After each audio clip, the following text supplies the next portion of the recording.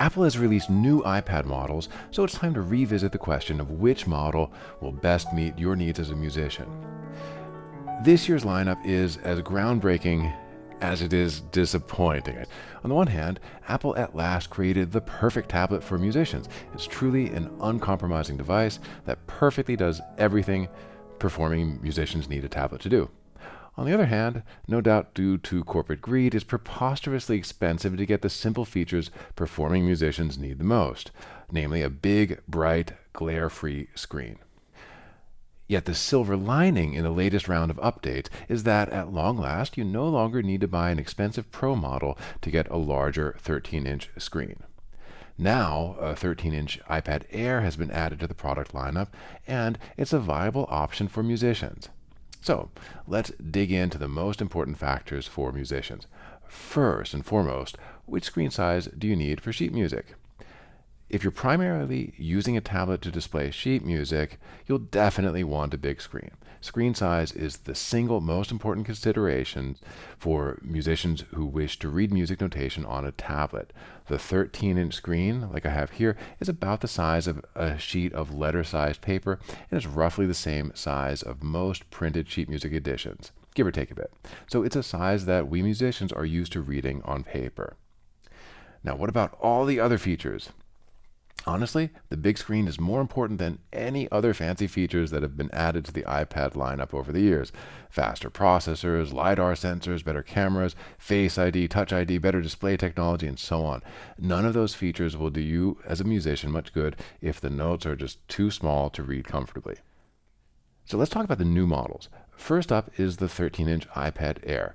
This is a new addition to the product lineup, but what does it lack compared to the Pro models? The iPad Air is missing an even better and brighter screen. It's missing Face ID, 4-speaker system. It's also missing a faster refresh rate for smoother scrolling, which Apple calls ProMotion.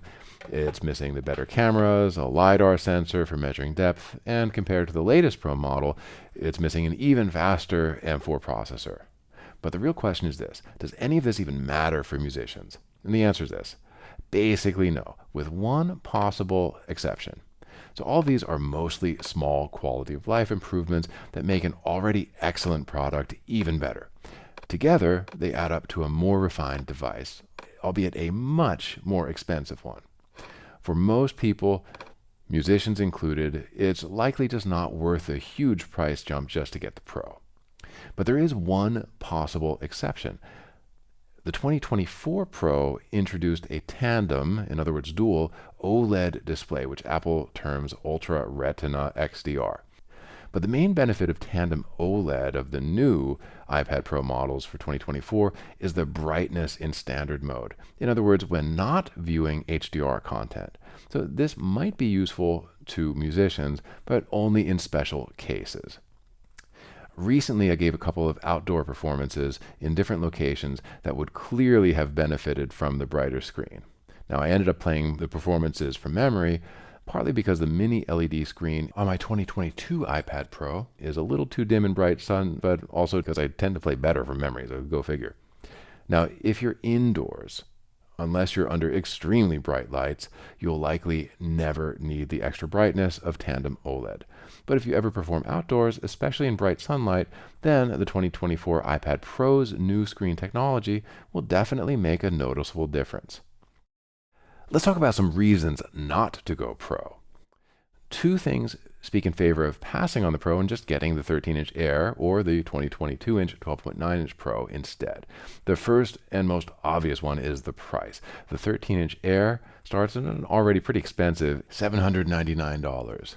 A 13-inch Pro starts at $1,299 in the US. And again, that's just the starting price. So if you want more storage, if you want cellular connectivity, or if you want a matte display, prepare to pay a lot more. And this leads us to the second problem with the new Pro. The iPad Pro has been considered overpowered for generations now, but this new model is frankly ridiculous. Apple says that the M4 processor was necessary to drive this new dual OLED display. Fine. But Already, the M1 chip from several years ago is still considered overkill for the types of tasks that people do on tablets. I have an M1 iPad Pro and an even faster M2 iPad Pro, and I have never once noticed the slightest difference in speed in any task I've ever done. Both are instantaneously responsive, and if it weren't for the screen size difference, honestly, I wouldn't be able to tell them apart. When Apple launched the M1 iPad Pro in the spring of 2021, they did so with their CEO Tim Cook doing a Mission Impossible style stunt to replace the regular chip with their new M series chip in their launch video. Professional users got really excited since they expected this to launch a new era that would finally fulfill Apple's promise of making the iPad a true professional productivity device. There was even speculation that macOS might become available for the iPad Pro when used with a keyboard, since, after all, now the iPad Pro used the exact same desktop-level processor as the MacBook Air and the iMac. But the software never remotely caught up with the hardware, and that gap has only widened even further since then. Basically, the iPad Pro is all dressed up with no place to go. Expectations were high once again for the 2024 release, since this marked the first major redesign of the iPad Pro since 2018. Instead, we got a calculator. Mind you, a built-in calculator app was long overdue for the iPad, but it doesn't exactly justify spending thousands of your hard-earned dollars on the latest and greatest hardware.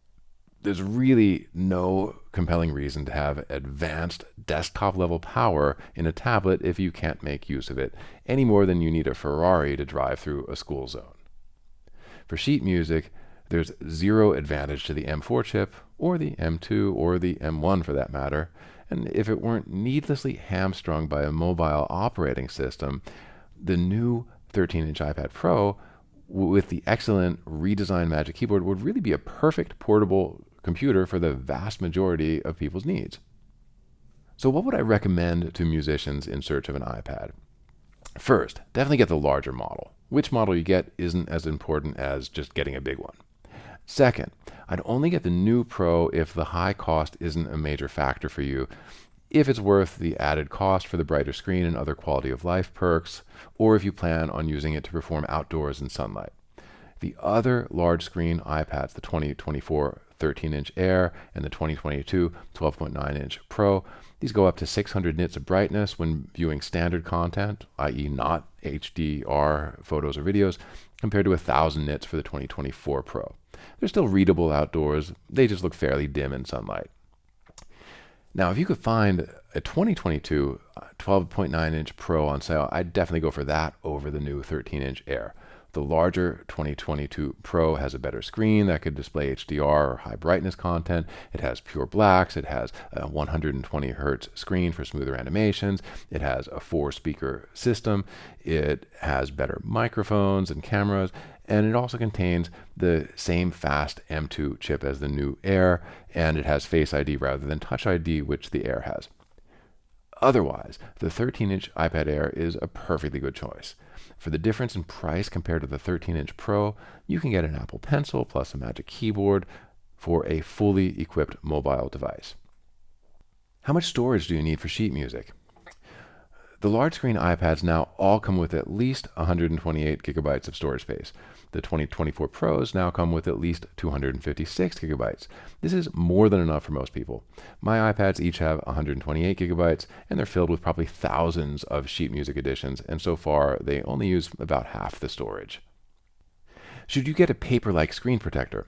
Now, I've tried screen protectors meant to simulate the feel of paper. Do I recommend them to musicians? It's a judgment call. For me, it took some getting used to, and I don't use them on my current iPads, but they do what they promise. They make writing and drawing on your tablet feel similar to paper. And they also reduce glare, which can help when performing under bright stage lights or outside in sunlight. Paper-like screen protectors also reduce fingerprints. Oh, and they protect your screen too. Now, the 2024 iPad Pro has a so-called nano texture glass option for an extra $100 or 130 euros. This gives it a matte screen that reduces glare. It works, and it feels great to use in my opinion. But it's an expensive upgrade. And for some inexplicable reason, Apple only makes it available on the 1 and 2 terabyte models, and Apple frankly charges usurious prices for storage upgrades. There's actually a $700 price difference between the 256 gigabyte base model and a 1 terabyte model with the matte screen. For what it's worth, the 1 and 2 terabyte models also come with double the RAM at 16 gigabytes, and the processor has an extra performance core, neither of which you'll likely ever use due purely to the limitations of iPad OS. A 13-inch Pro with the nano texture screen is really the perfect tablet for musicians, or at least it would be if it weren't for the outrageous price. If cost is no object, then go for it. But most musicians would do just fine with a regular glossy display and an optional matte screen protector. In conclusion, most performing musicians' needs are actually pretty modest when it comes to tablets. Basically, we just need a big, bright, glare-free screen and a good stylus, and we want a good user experience to go along with it. That's it. This year's iPad lineup is frankly frustrating. On the one hand, Apple made the perfect tablet for musicians. The problem is that they only made it available for a stupidly expensive price, and partly this is because Apple forces users into exceedingly expensive storage, processor, and memory upgrades just to unlock the option to get a matte screen, which is yet another expensive add-on. Apple needs to realize that there are so-called creative professional users who don't necessarily need tons of RAM and storage or an even faster processor, none of which they're ever likely to use.